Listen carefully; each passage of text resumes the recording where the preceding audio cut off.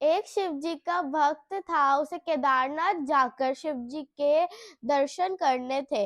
वो अपने गांव से केदारनाथ के लिए चल पड़ा। 6 महीने लगातार चलने के बाद वो केदारनाथ पहुंच गया, पर वहां जाते ही उसे पता चला कि जो केदारनाथ के द्वार है वो बंद हो रहे हैं। तो उसने पंडित जी से बोला कि मुझे एक बार दर्शन करने दो। तो पंडित जी बोले कि अब केदारनाथ के द्वार बंद हो गए हैं, अब वो 6 महीने बाद ही खुलेंगे, तुम उसी टाइम आना।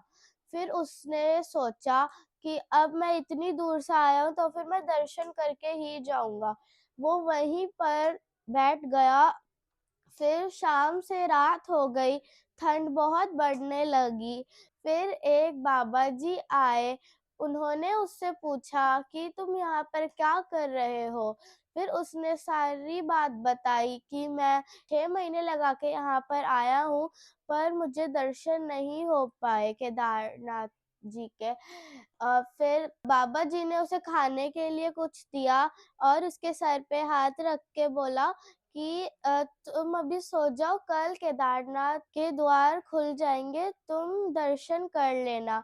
फिर वो सो गया। जैसे ही वो सुबह उठा, उसे दिखाई दिया कि केदारनाथ के द्वार खुल रहे हैं। वही सब पंडित आए और वो केदारनाथ के द्वार खोल रहे थे। उसने उनसे पूछा कि आप तो आने वाले नहीं थे आज, तो फिर आज द्वार कैसे खुल रहे हैं? फिर उन्होंने बताया कि हम तो 6 महीने बाद ही आए हैं, तुम 6 महीने तक यहाँ पे जिंदा कैसे हो? फिर उसने सारी बात पंडित जी को बताई कि रात बाबा जी आए थे, उन्होंने मुझे बोला कि जब तुम सुबह उठोगे तो फिर द्वार खुल जाएंगे। फिर पंडित जी ने उसे बताया कि वो कोई बाबा नहीं थे, वो शिव जी ही थे जिन्होंने 6 महीने को तुम्हारे लिए एक रात में बदल दिया था।